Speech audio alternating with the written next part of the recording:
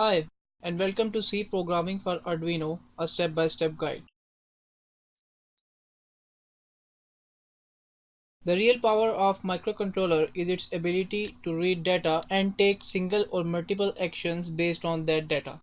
Stated differently, a microcontroller has the ability to make decisions based on the information provided to it. Let's see how various expressions enable your program to make decisions based on the state of some set of data.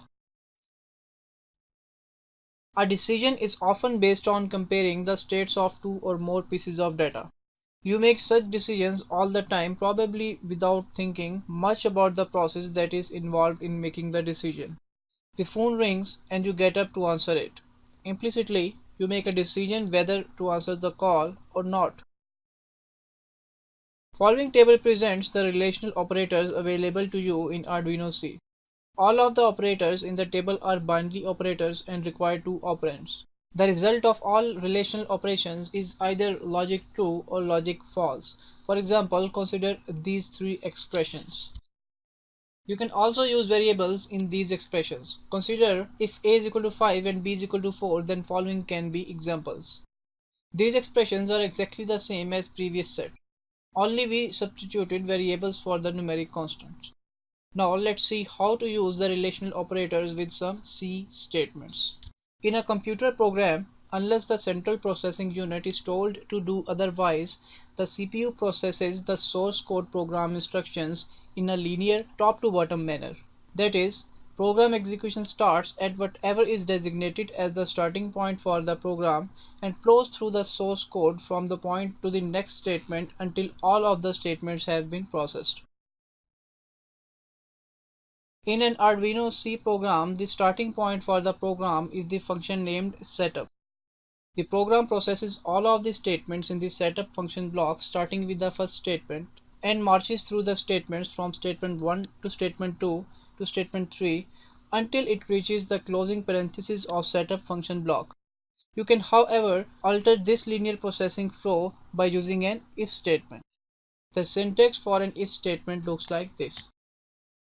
An if statement consists of if keyword followed by a set of opening and closing parentheses.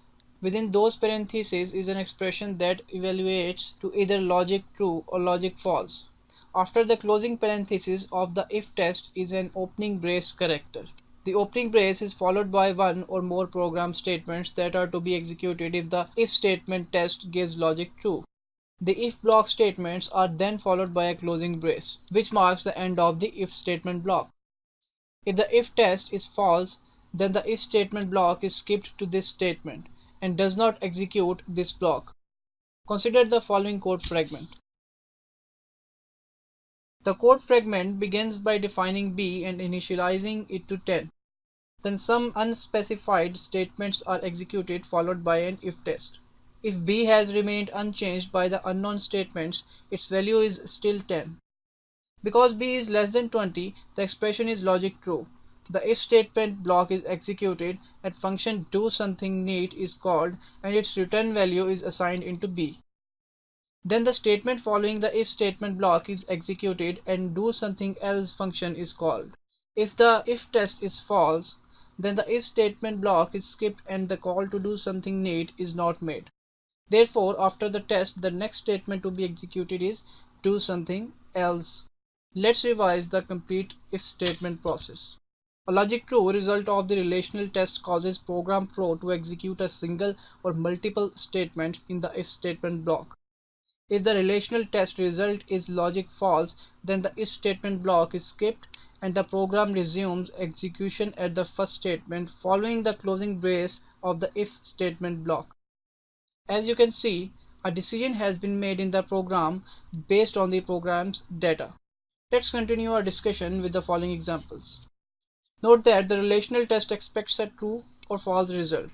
In this case, however, we used a single equal sign for the relational expression rather than the proper is equal to operator. This means the code performs an assignment statement, not a relational test. This is the right code for relational test in which proper sign of is equal to is used. If the if statement block consists of a single program statement, then the braces defining the statement block may be omitted. It works exactly the same as it did before. If the two versions behave the same, then why the extra keystrokes? There are several reasons why you should always use braces for if statement blocks. First, always using braces add consistency to your coding style, and that's always a good thing. Second, adding the braces delineates the if statement and makes it stand out more while you are reading the code. Finally, although you may think only one statement is needed right now, subsequent testing and debugging may show you need to add another statement to the block. If that is true, then you must add braces. Now consider the following example. Although the programmer wanted to call both do something neat and do backup now functions only when b equals to 10, the way the code is written, the call to do backup now function is always called because the programmer actually has written this. So always use the opening and closing braces. That's all for this video. Thanks for watching. Take care and goodbye.